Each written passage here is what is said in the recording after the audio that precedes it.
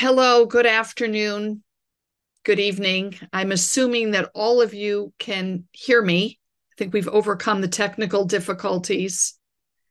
Um, I'm Wendy Singer, and I am joining you as an Israeli citizen who's living in Jerusalem. And I know by virtue of all of your being here that you're well aware of the reality on the ground. It's like a rolling nightmare. And all that we can really do is thank each and every one of you for being with us, for being partners. You know quite well that Israel's troops that are now fanned out all over the country and outside the country are supported and fortified and made more resilient by your partnership. And just knowing that our troops are not alone and that Israel's citizens are not alone means a great deal. I know that we're joined this afternoon, this morning, depending where you are, this evening, by friends and partners from really across the globe. I believe we're joined here by partners of the Israel Association for Israel Soldiers in Canada, Great Britain, the US, Brazil, Mexico, France, Australia, South Africa, and also the English speaking chapter in Israel. And I really don't want to waste any time, rather, just turn it over to the very special person who's going to be briefing us. It's Lieutenant Colonel Jonathan Conricus, who is the IDF International spokesperson in reserve. We are very fortunate to be joined by Jonathan and is going to share with us a briefing from the situation on the ground. Jonathan, I'm turning it over to you. Thank you, Wendy, and thank you, everybody here. I hope you can hear me. Am I audible? Great. I was, of course, very happy to oblige when Shari asked me and invited me to speak. I personally believe that connecting the beautiful parts of the people of Israel in times of need is really important, and that is why instead of being interviewed on some TV network, for the next few minutes I will be here with you. The situation on the ground is still an active combat zone. Before that, let me say that what I would like to do is just to give you a quick breakdown of the situation. Southern Israel, Gaza border, Judea and Samaria, and northern border. That's what I'll be focusing on. And then I would like to say a few words about where this is going and perhaps what could be done and what needs to be done.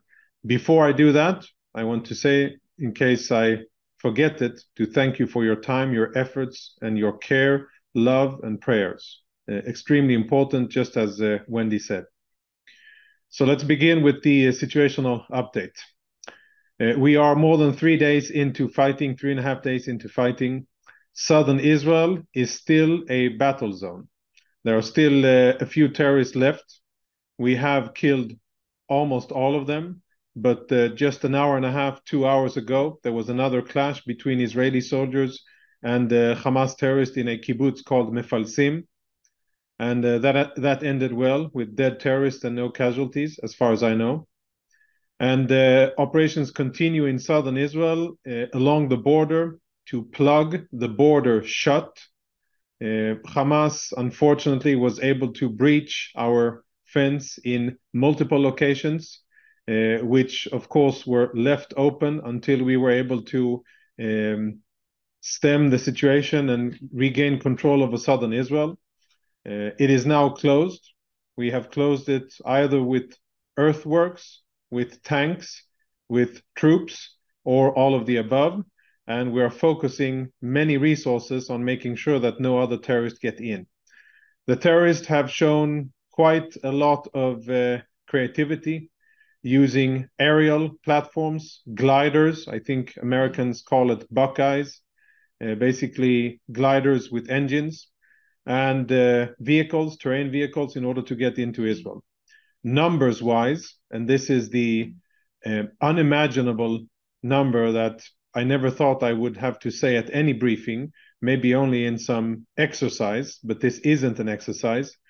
We know of more than 1,000 Hamas terrorists that got into Gaza in the early hours of Shabbat, October 7th. Hundreds of them have been killed. We don't yet know. There are reports out there in media, and I know that you're following closely.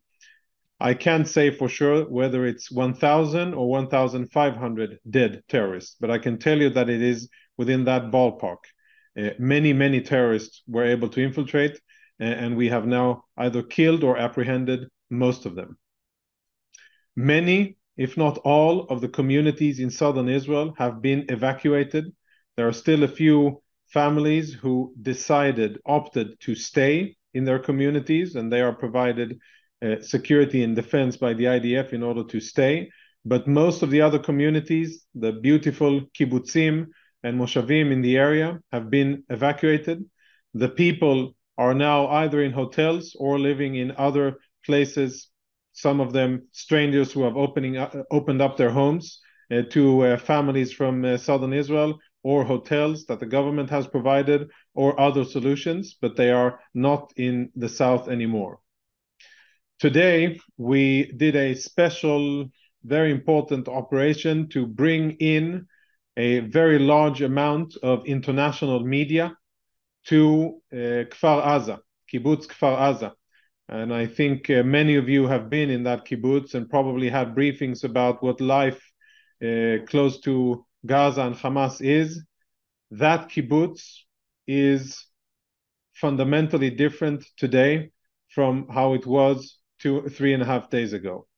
It looks like a war zone. Almost all of the houses are burnt. There's bodies everywhere of Israelis, also lots of bodies of terrorists, but bodies of Israelis. And the place looks like something from an apocalyptic movie or some video game. That is the severity of the situation. And unfortunately, Kfar Aza is not the only location that looks like that. In terms of offensive operations, what the IDF is doing is, as I said, first and foremost, taking care that the border is closed. That's defensive. But then on the offensive, the Israeli Air Force has been striking Hamas at an intensity that we have never done before. I'm talking about thousands of tons of explosives that have been delivered by the Israeli Air Force against Hamas targets, infrastructure, personnel, rocket launchers, etc., inside the Gaza Strip. And if you're watching footage on international media coming out of Gaza, you will see that that bombing is very significant, and it has a clear impact on above the ground and below the ground in Gaza. That is only the first stage, and it's ongoing as we speak. A few senior Hamas members have been killed, and we are actively looking for and hunting the rest. Cowards as they are hiding underneath their own civilians and using their own civilians as human shields, hoping in vain that them hiding under their civilians will rescue them from our bombs and troops. We have mobilized 300,000 soldiers, actually a little bit more than that, in a flash mobilization. Never before in our history have we mobilized so many soldiers in such a short time. I know that many of you, I bet that many of you have been busy with trying to provide equipment and responding to calls of distress from soldiers who claim that they're lacking equipment and missing this and that. I have word from the most senior levels in the IDF that there isn't a shortage of equipment. And many soldiers who may claim that they don't have both parts of their ceramic plates, or that the vest doesn't fit, or that, I don't know, shoes or whatever, categorically, there is enough equipment. maybe not all of it being top-notch special forces level, but all soldiers have weapons, protective gear, helmets, vests, and magazines and ammunition. And that should be enough for soldiers to go and fight. That is the situation in southern Israel. I think that most of those logistic issues will be dealt with, and Israeli soldiers will be ready, all of the reserve soldiers will be ready to implement the tasks in the coming hours and days. The instructions that we have been given by the Israeli government is to dismantle Hamas military capabilities. That is our goal, and that's what we are going to focus on. And currently, that is being done via the air. Obviously, and I'm not going to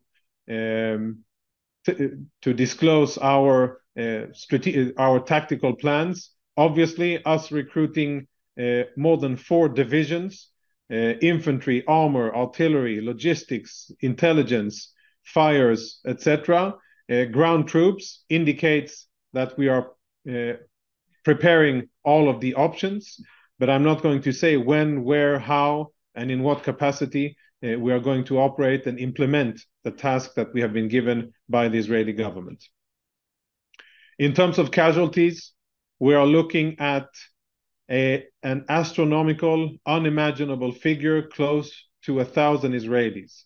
The official tally is still 900. I expect that tally to rise as the operations of finding bodies of Israelis and matching, verifying, cross-checking, etc., the bodies that we find in the various communities. I expect, unfortunately, that horrific number to rise above 900 and more than 2,500 wounded. That number will rise as well. I'm sure that many of you are aware of the historic significance of those numbers. Never in the history of the State of Israel have so many Israelis been killed by anything, not a force of nature, not a force of nature, and not an enemy. Never before have so many Israelis been killed. The dark days of the Holocaust is the only historical precedence where such numbers were recorded. And it really, really hurts me to say that this is the comparison that the modern state of Israel, after 75 years of existence, this is the comparison that we make in terms of casualties. Many, many terrorists have been killed, many of them from the air, many more at the hands of Israeli soldiers in close quarter combat, when Israeli troops scrambled in order to rescue Israeli civilians, and that was a joint effort by IDF, police, Shabak, prison services, Magav, firefighters, and even MADA first responders. Anybody who could rushed forward in order to be between terrorists and Israeli civilians. Many times late, but also many times saving countless Israeli lives. So there are I'd say more than hundreds of terrorists that are dead inside Israel. There are more than 100 terrorists that are alive in our custody.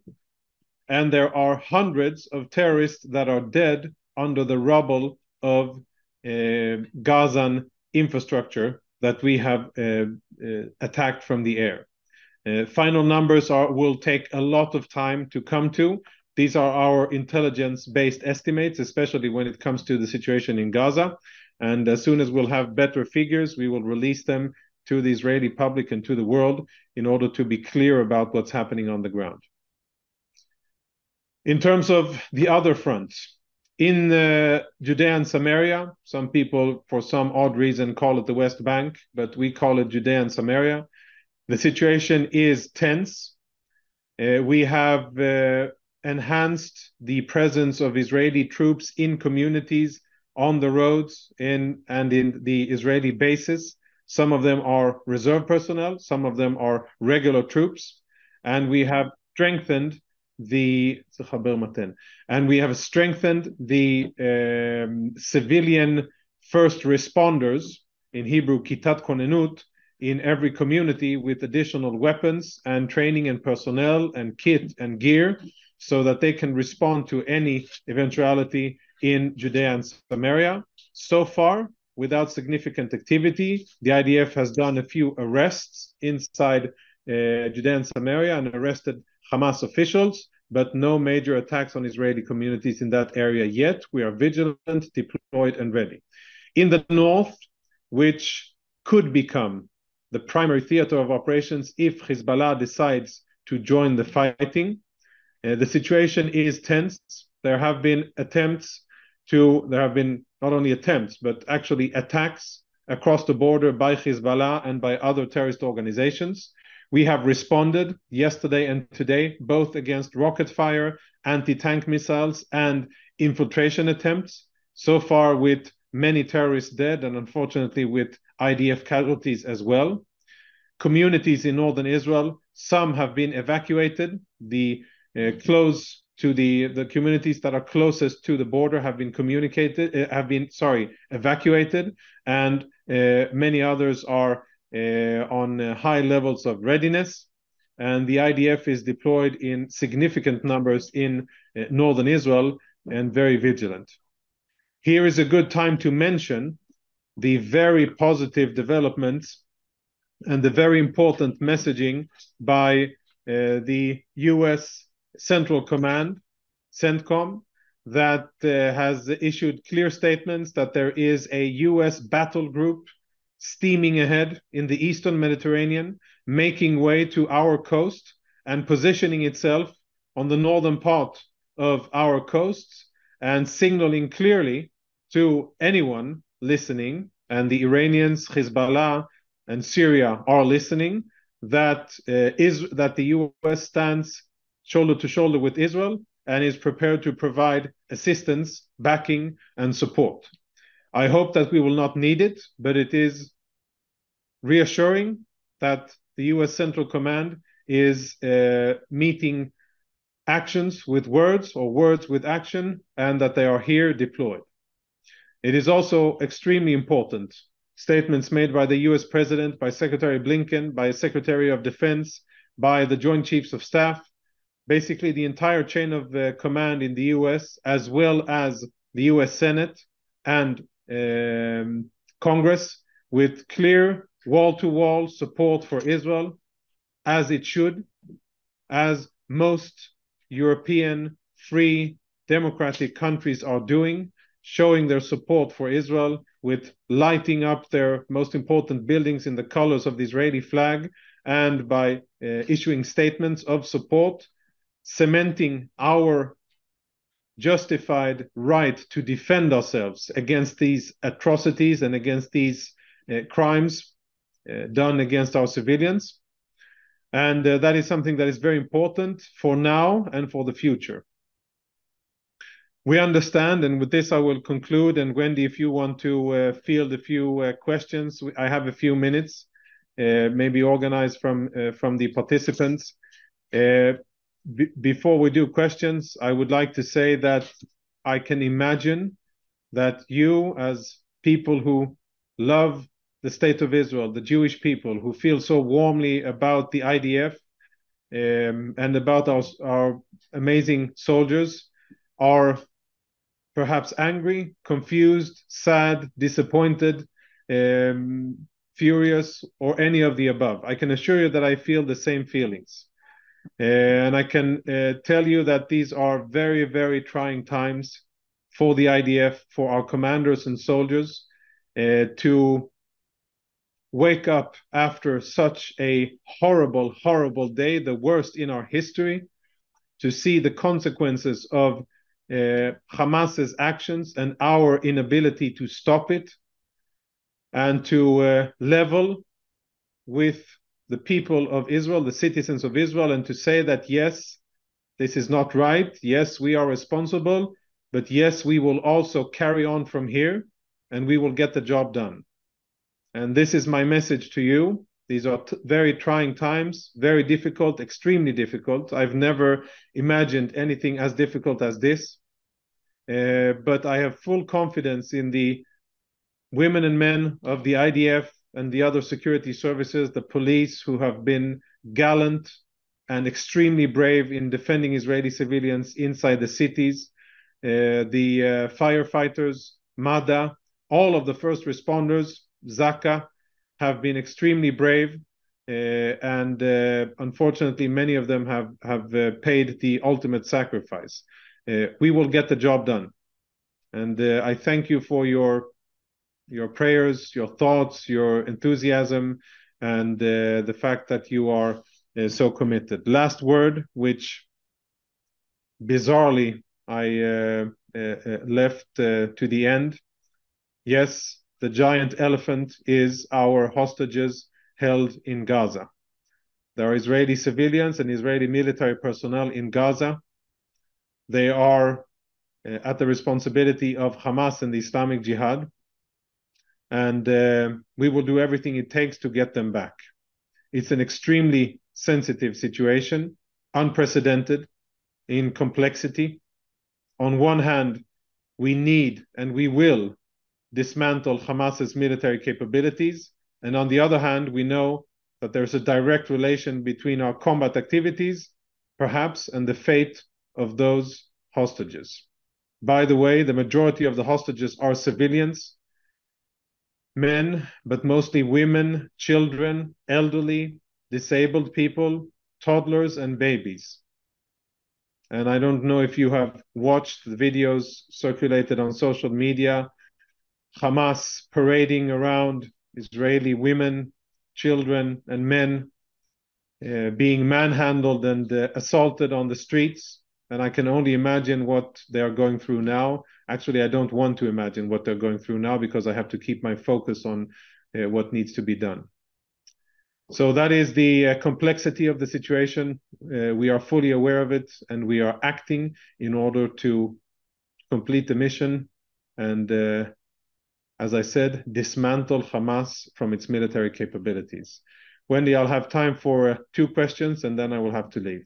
Okay, Jonathan, thank you for your very comprehensive and super thoughtful briefing and analysis. I'm just going to take a couple of questions that have come in through the chat. This one is from Dan Green Leipziger. Are there any circumstances where reservists and former reservists can come back and fight, people who are living from abroad? And then another question, so I'm going to give you a double header, is the number of terrorists that entered Israel. Yes. So I personally have family members abroad, as many do, who are out on trips or vacationing or living abroad, who have scrambled and gotten on flights and have either landed in Israel already or are on their way to Israel. So definitely, yes, we're seeing that. We're seeing Israelis from abroad, some of them lone soldiers who then went back to their native country, mostly the US, who are now getting back to Israel in order to report for duty and fight, even though nobody actually summoned them yet, many cases. So that is definitely happening. And the IDF has also issued what we call Tzav 8, which is the mandatory emergency call for duty for reserve personnel. Some of those who have been called up for duty are abroad, and they are getting back. I think that the general numbers of reporting for duty, the percentage is around 150. So there's a lot of people who have been called up, and almost twice as many people that have been called up are reporting for duty, which is a good sign of public sentiment and understanding in Israeli society what needs to be done. By the way, some of the soldiers complaining that they don't have all the equipment is related to this, that there are more personnel than what we have planned to field in the beginning. We will settle that logistically. And So, yeah. Number of terrorists, and then if you have time, just to slide in a very quick, is Israel considering regaining control over Gaza? And then we know you need to get to the network interview. Yes. Israel is considering. That is I think it's an open secret. I think that the Israeli government is contemplating, and I sure hope that they'll get to a unity government soon enough, mostly in order to signal to Israeli society and to the security forces what really is going on. But I'll leave politics out of the talk. And yes, that is on the table as well. The end state is what matters, that we will dismantle their military capability. The number of terrorists, at least 1,000, probably closer to 1,500, but I don't have the official tally that says 1,500 yet, but at least 1,000 terrorists infiltrated into Israel. I have to go, but I would like again to thank you for your time. Thank you for your efforts. I'm sure that each and every person here that I see on the screen is a giant heart of love for Israel, for the IDF and our security forces, and that is heartwarming. We will need your prayers and your support and your lobbying to politicians and your voices in media and social media. All of that will be needed because this is going to be a very, very long war until we get the job done. So thank you very much for your time. I wish you all the best. Shalom. Jonathan, thank you again for being with us. And I just want to note that there will be follow-up briefings like the one you just had from Lieutenant Colonel Conricus, and that the leadership of the association understands the importance of keeping all of you fully briefed. Apparently, a recording of today's session is going to be sent out to all of you tomorrow as well. Now, I do want to recognize and introduce the chairman of the Association for IDF soldiers, who is with us. And we're just grateful that he's been able to take a few minutes to join us. And that's the General Yoram Yair, otherwise known affectionately here as Yaya, who is the chairman and is able to join us briefly for a few remarks. So Yaya, I'm turning it over to you. First of all, I think that you got a very clear and realistic picture of what went on in the last 3-4 days. It's really an unbelievable terrorist disaster. I have no other words. All our defense strategy from the days of David Ben-Gurion, our first prime minister, was to shift the battlefield away from our civilians. And it never happened in the 75 years of the state of Israel that we allowed our enemies to attack in such a way our civilians. So hate will never win a war. And I can just promise you and assure you that we will fight back.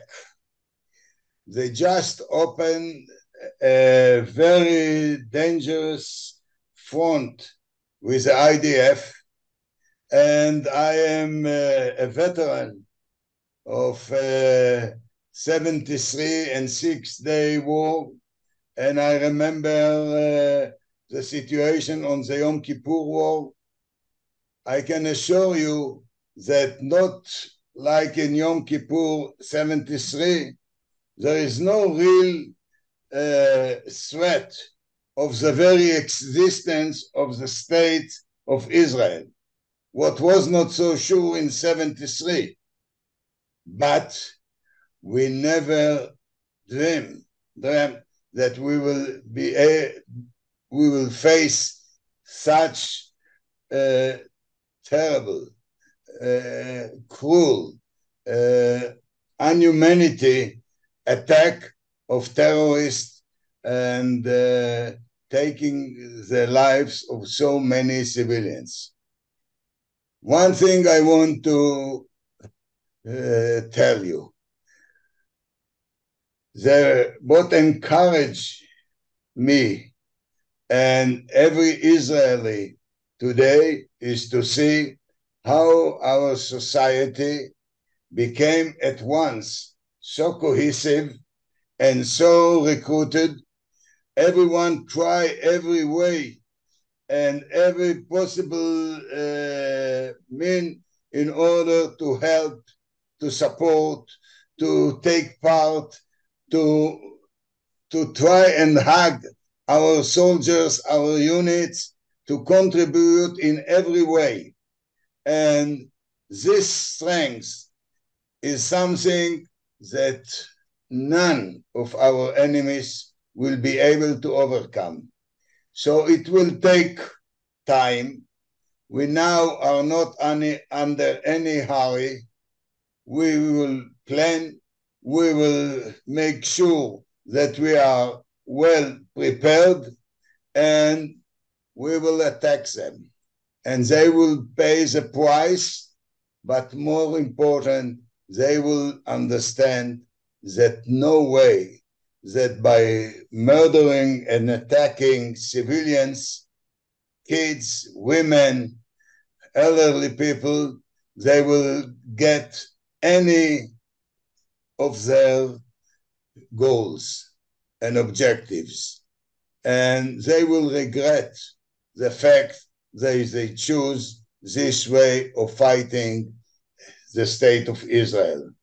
I must tell you that the initiatives of many commanders, soldiers, policemen, civilians who had some military experience or none to react and to fight back, those are the bravest and courage stories that it's not the time yet to tell, but it will add a very powerful and very meaningful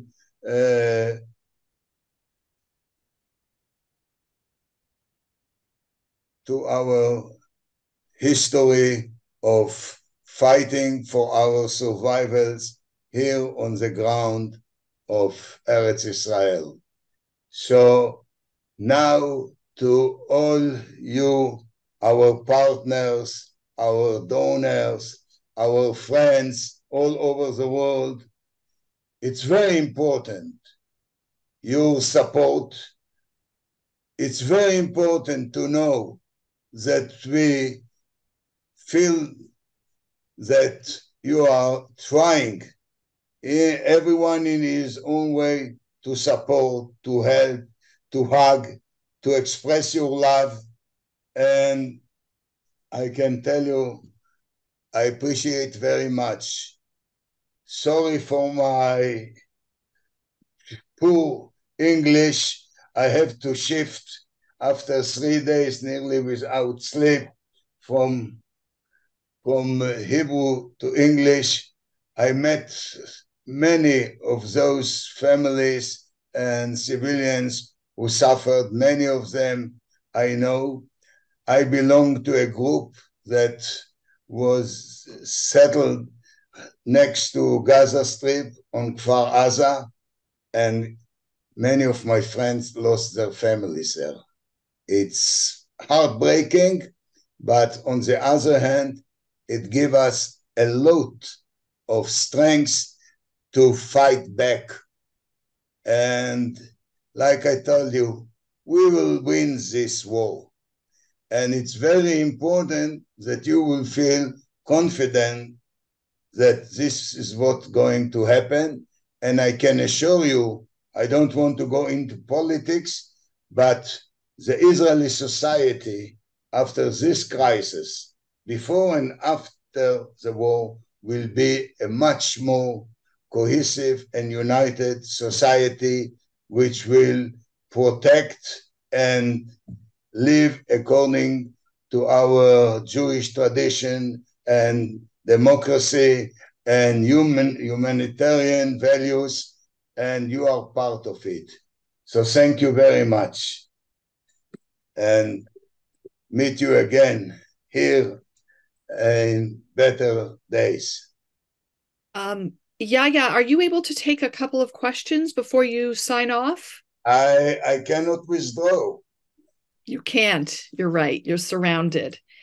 So the first question is, and this really is coming from many different versions in the chat, is what do you recommend for the international community to be best focused on at the moment? I speak about you speak about our partners, our donors, or you speak about and their governments. Gam v'gam. Gam v'gam. I am not dealing and I'm not expecting the international nations.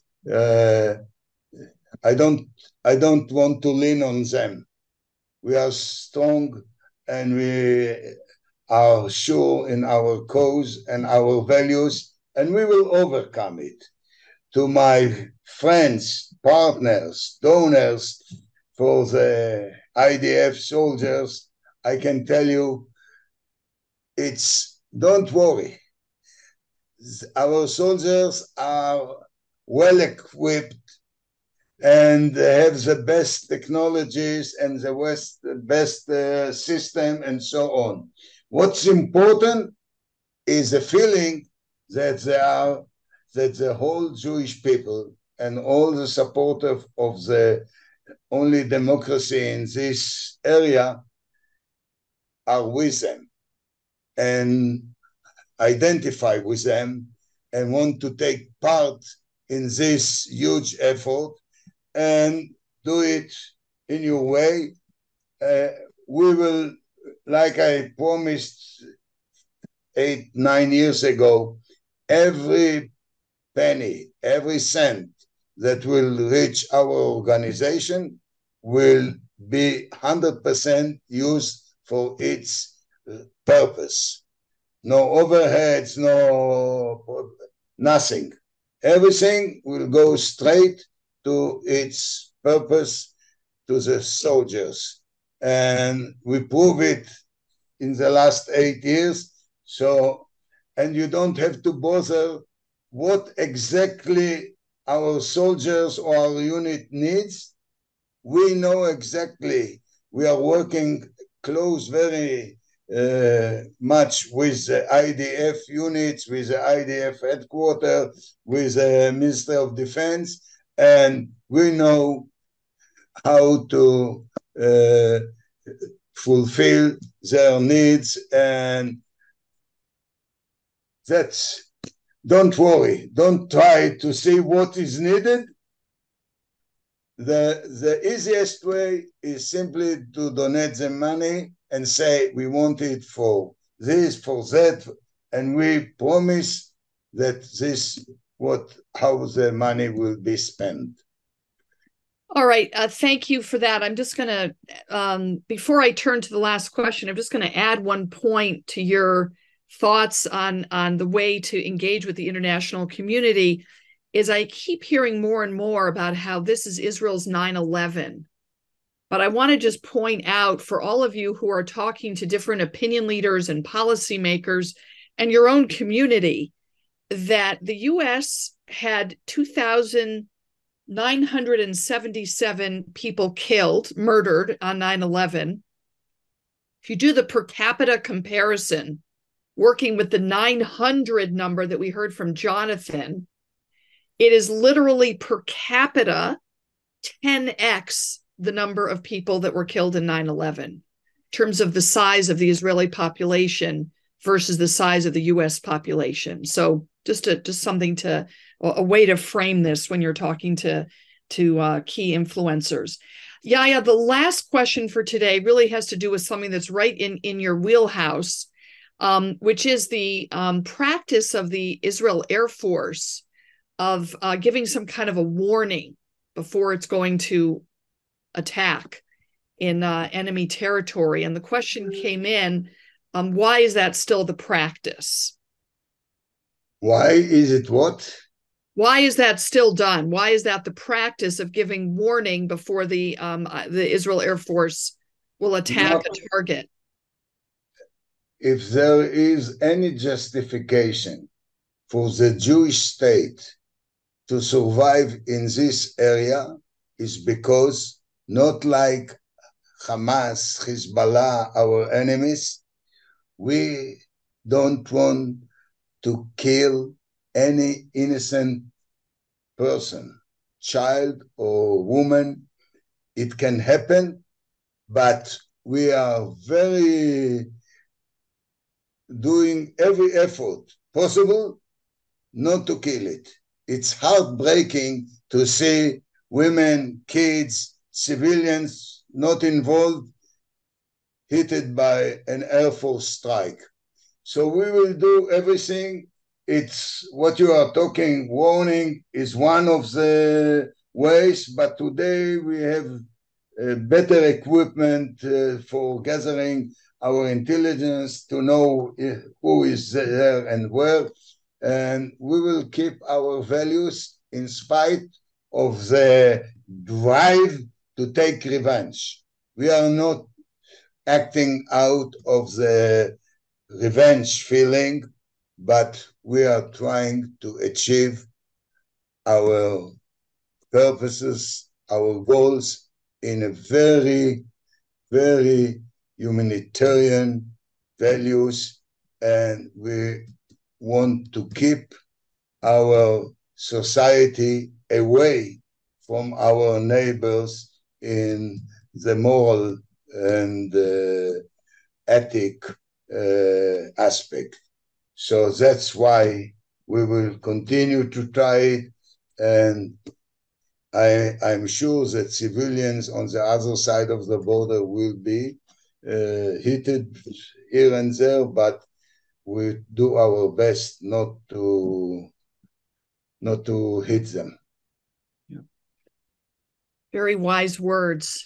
I want to thank you again for being with us, Yahya, and to all of you. Just again, as an Israeli citizen who has witnessed both a rolling nightmare in the last 3.5 days, and at the same time, a remarkable display of unity by the Israeli population. I was just at one of the situation rooms in Kfar Adumim today of the Lev Echad organization that's deploying volunteers all over the country, and seeing this country come together at this dark hour is very powerful. And I know that each and every one of you is playing a meaningful role in that happening. I also just want to mention that we're joined by Shirley Sobel-Josephson and Javier Rosenfeld, who are the foreign affairs directors at the association, and they will be pleased to follow up with you with any questions or follow-up that you might have. Be well, and we should meet again in happier times.